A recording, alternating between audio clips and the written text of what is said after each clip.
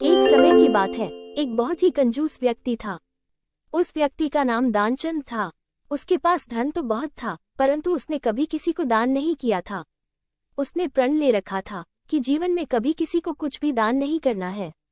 उसके घर से कुछ किलोमीटर दूर गंगा नदी बहती थी, परंतु वो कभी गंगा स्नान करने नहीं गया, क्योंकि गंगा स्नान करने के बाद पंडित पुजारियों को कुछ दान दक्षिणा देनी होती है। गंगा स्नान के बाद दान करना पड़ेगा, इसी डर से वो कभी गंगा स्नान करने ही नहीं गया। उसकी पत्नी उसे दान पुण्य करने के लिए कहती थी, परंतु वो कहता था, इतनी बड़ी दुनिया में हमारा छोटा सा दान करने से क्या होगा। एक दिन उसकी पत्नी ने कहा, अब तो आपका बुढ़ापा आ गया, आप दान पुण्य तो कुछ करते नहीं, कम से कम एक बार जाकर गंगा स्नान ही कराओ। पत्नी की बात मानकर उसने गंगा स्नान करने की हामी भरी।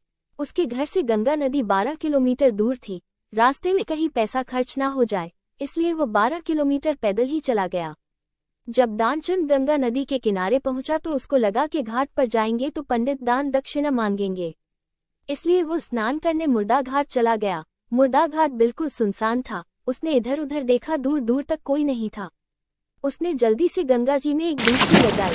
भगवान जो घट घट के वासी हैं, वो उसे ये सब करता देख रहे थे। भगवान को एक मजाक सूझी। भगवान वहां पर एक पंडित का रूप बनाकर प्रकट हो गए। जैसे ही दानचंद डुबकी लगाकर बाहर निकला, पंडित रूपी भगवान बोले, यजमान की जय हो। पंडित को देखते ही दानचंद कांप गया। वो बोला, ये तो हद हो गई, ये पंडा तो मुर्दा घाट पर भी आ गया। पंडित ने बताया कि मैं एक संतोषी ब्राह्मण हूँ और एकांत में यहाँ मुर्दा घाट पर ही पड़ा रहता हूँ। यहाँ पर कभी कभी आपके जैसा कोई यजमान आ जाता है और मेरा साल भर का इंतजाम इकट्ठे ही कर देता है। आज आप आए हैं, आपको मेरा 1 वर्ष का इंतजाम करना है। दानचंद बोला, मैं इतना दान नहीं कर सकता। पंडित बोला, दान तो अपनी श्रद्धा के ऊपर होता है, इसलिए आप 6 महीनों का इंतजाम कर दो। दानचंद बोला, मैं 6 महीनों का इंतजाम भी नहीं कर सकता। पंडित बोला, तो 3 महीने। दानचंद बोला, नहीं। पंडित बोले, 1 महीने का ही कर दो। दानचंद बोला, मैं 1 महीने का तो क्या, मैं 1 दिन का भी इंतजाम नहीं कर सकता। अब पंडित ने कहा, आपको कुछ ना कुछ तो दान करना ही पड़ेगा, नहीं तो हम आपको जल से निकलने नहीं देंगे। थक हार कर दानचंद बोला, 1 आने का दान करूंगा, वह भी उधार। मेरे पास अभी तो कुछ नहीं है, इसलिए मेरे घर आकर 1 आना ले जाना। पंडित ने दानचंद को 1 आना दान करने का संकल्प दिलवा दिया। दानचंद ने सोचा, मेरा घर तो यहाँ से 12 किलोमीटर दूर है, ये पंडित 1 आने के लिए इतनी दूर थोड़ी आएगा। इसलिए वो संकल्प लेकर अपने घर आ गया। घर पहुंचते पहुंचते शाम हो गई थी। वो इतनी दूर चलकर आया था, इसलिए थक गया था। वो सोने ही जा रहा था, तभी उसके दरवाजे पर उस पंडित ने दस्तक दी। पंडित बोले, यजमान की जय हो। दानचंद की पत्नी ने दरवाजा खोला। वह पंडित को देखकर लौटी और दानचंद से पूछा, क्या किसी पंडित को कुछ देने की कहकर आए हो। दानचंद बोला, हाँ, मैंने एक पंडा को 1 आना देने का संकल्प लिया है। पत्नी बोली, वो पंडित जी अपना 1 आना लेने दरवाजे पर खड़े हैं। दानचंद ने सोचा, वो पंडित 1 आने के लिए इतनी दूर आ गया। दानचंद ने पत्नी से कहा, जाकर उस पंडित से कह दो कि यजमान बीमार है, इसलिए 3-4 दिन बाद आए। पत्नी बोली, 1 आने की ही तो बात है, दे क्यों नहीं देते।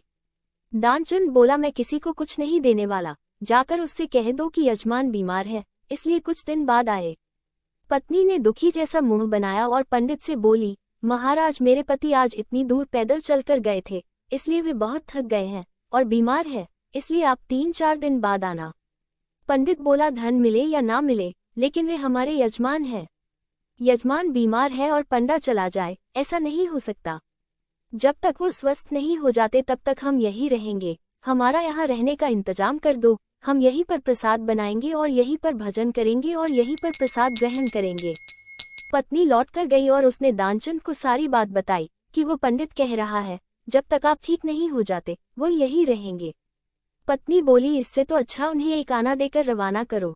दानचंद बोला, 1 आना क्या ऐसे ही आता है, मैं उस पंडित को कुछ नहीं देने वाला।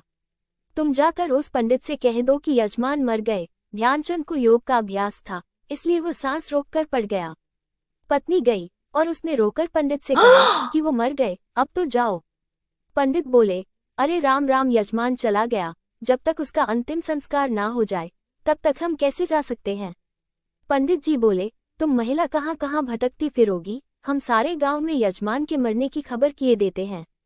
पंडित जी सारे गांव में खबर कराए कि दानचंद जी मर गए।